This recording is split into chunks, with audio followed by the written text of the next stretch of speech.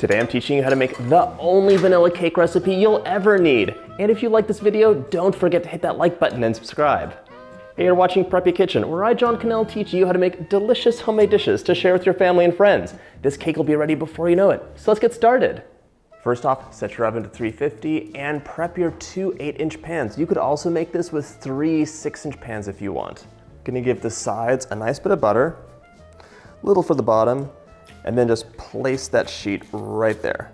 A circle of parchment paper is your insurance for no broken or cracked cakes when they release. That is heartbreak. For this cake, we're using 2.5 cups or 280 grams of all-purpose flour.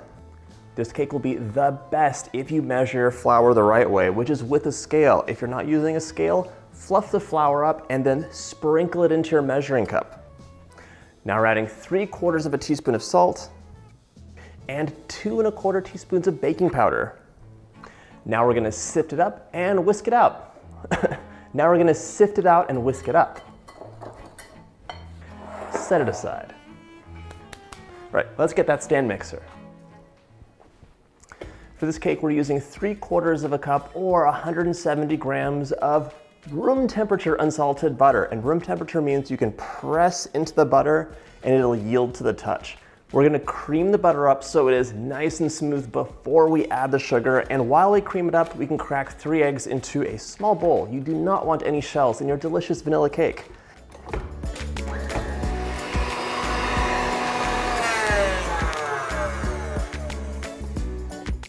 Our butter is nice and creamed up. You can always scrape the bowl down a little bit before you add another ingredient in. We want a homogeneous mixture. Now we're gonna add 1 2/3 cups of granulated sugar. That's 333 grams. Add it in while it's mixing. Increase to high and get it nice and fluffy. Mix for 3 minutes. Looks fluffy on top, but not so much on the bottom. So we're gonna scrape it down. Look at this is not fluffy. Just scrape it down and mix it up. Once it's light and fluffy, we're gonna add 3 eggs in, 1 at a time. Let the first one incorporate before you add the next. Otherwise, you'll have an egg soup on top and solid butter on the bottom. Last egg. Now it's time for a tablespoon or 15 ml of a nice vanilla. This is the primary flavor in the cake, so don't skimp on it if possible. In you go. Now, the smell is amazing. One last scrape down, and then we're gonna add the dry mixture and the buttermilk in alternating batches. Bring that flour back. I also measured out 1 cup of buttermilk, and just like with the eggs, if possible, everything should be room temperature. You don't wanna add ice cold ingredients into an oven because then the cake won't bake really evenly. You want it to bake nicely throughout, so it's pretty flat. If you don't, you're gonna have a big dome on the top and the edges will be burnt. Okay, this looks beautiful. Really loose, light colored mixture. If it looks a little bit broken, don't worry. It's all gonna come together once we add the flour. As long as it's homogeneous, you're in the right. We're gonna mix also on lowest speed. You do not wanna overmix cake batter. That will get you in trouble. Just sprinkle it in, let it mix a bit, and then add in 1/3 of the buttermilk. Repeat. We're gonna mix this until it's almost combined. I do not want to see it fully mixed in because we're gonna finish the cake batter off by hand. Right now there's a lot of chunks of flour, probably some butter hanging out here or there, but we're gonna use our spatula and bring this all together. If you overmix your cake batter, it'll look perfect when it comes out of the oven, but as soon as it cools down, it'll contract, it'll be kind of gummy and tough and just not melt in your mouth amazing. You do not want to develop the gluten. This is ready to go into our pans, so let's get those out. You should have just about 600 grams of cake batter per pan, so you can use a scale or eyeball it, either way. I love using my scale.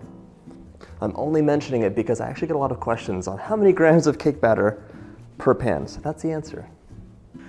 Give your pans a quick tap just to get any big air bubbles out, and you can also tap the sides to help them level out.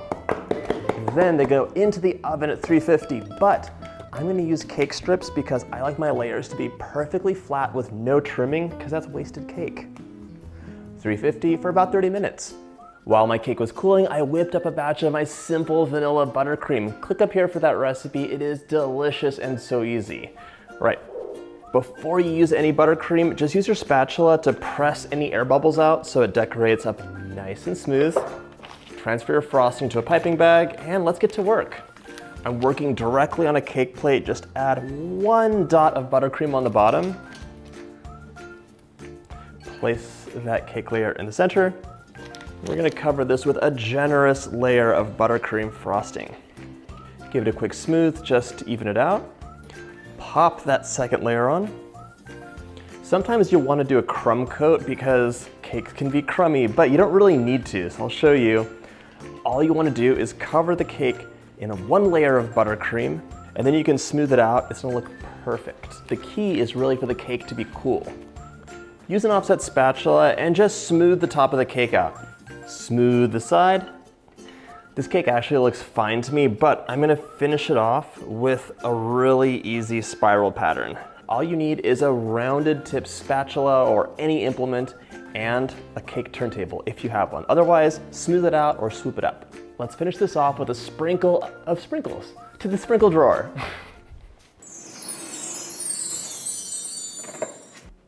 Confetti sprinkles are one of my favorite things. Just a few on the edge is all you need for a lot of cheer. This is Brian's mom's birthday cake. It's her birthday today. She deserves all the treats. She's really wonderful, so I hope she likes it. If you like this video, check out my easy cake playlist. Happy birthday, Grandma. Ah. Should we take a bite? Okay, let's take a bite. How's it taste? Good. Oh, yay.